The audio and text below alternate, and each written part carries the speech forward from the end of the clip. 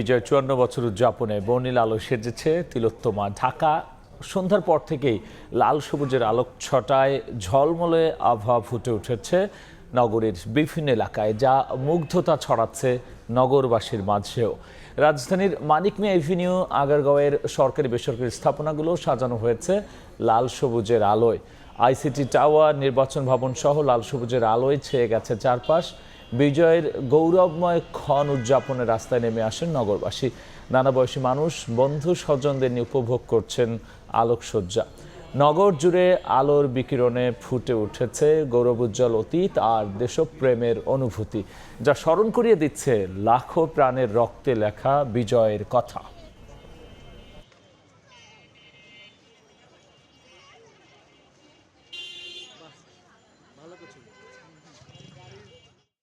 প্রতিদিনই এই রাস্তা থেকে যাওয়া আসা করি, কিন্তু এত সুন্দর, এত আলোকসজ্জা এরকমটা সবসময় দেখা হয় না।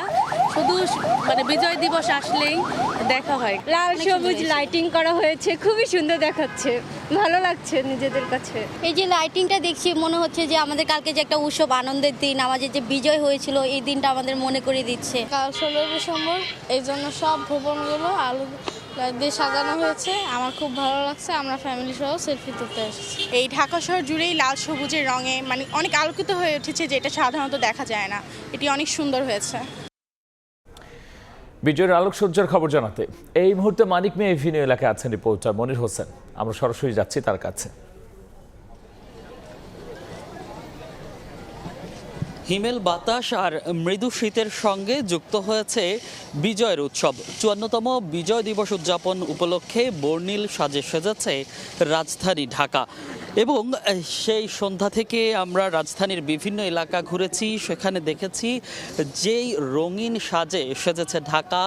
লাল সবুজের আলোয় রাজধানী ঢাকার বিভিন্ন স্থাপনা সাজানো হয়েছে, সেজেছে বিভিন্ন সরকারি বেসরকারি অফিস স্থাপনা। এই মুহূর্তে আমরা আছি মানিক মিয়া এভিনিউ, জাতীয় সংসদ ভবনের সামনে। আপনি নিশ্চয়ই দেখতে পাচ্ছেন যে সংসদ ভবনকেও সাজানো হয়েছে লাল সবুজের আদলে, আলোকসজ্জায় সাজানো হয়েছে। এবং বিভিন্ন যেই ভবন আমরা দেখেছি, সেই ভবনগুলোকেও লাল সবুজের আলোয় সাজানো হয়েছে। এই লাল সবুজের আলো জানান দিচ্ছে বিজয়ের উৎসব। কিছুক্ষণ পরেই আসলে রাত পোহালেই সেই মাহেন্দ্রক্ষণ, বিজয়ের মুহূর্ত, বিজয় উদযাপন করবে এদেশের লাখো মানুষ, বিজয় উদযাপন করবে সর্বস্তরের মানুষ।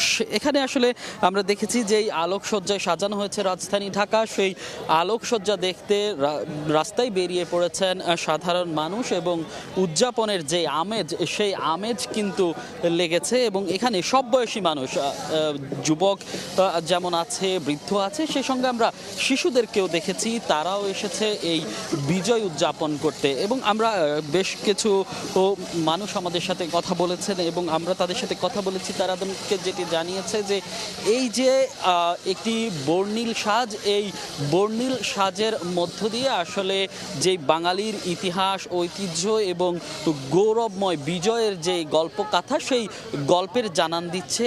এবং সেই যে অকুতভয় চিন্তা এবং এই যে হার না মানা যেই সেই আসলে সেই বিজয়ের গাথা আসলে জানান দিচ্ছে। সেই পতাকা, যেই পতাকা লাখো শহীদের রক্তের বিনিময়ে যেই পতাকা অর্জিত হয়েছে, সেই পতাকার জানান দিচ্ছে এরকমই সেই লাল সবুজের আলোকসজ্জা। তো বিজয় দিবসের মাহেন্দ্রক্ষণে আলোকসজ্জা, রাজধানী জুড়ে আলোকসজ্জার সবশেষ মানিক মিয়া এভিনিউ থেকে এই ছিল আমার কাছে। বিজয় উদযাপনে বর্ণিল আলোকসজ্জার সবশেষ নিয়ে আমরা সরাসরি ছিলাম রাজধানীর মানিক মিয়া এভিনিউতে। যুক্ত হয়েছিলেন সহকর্মী মনির হোসেন।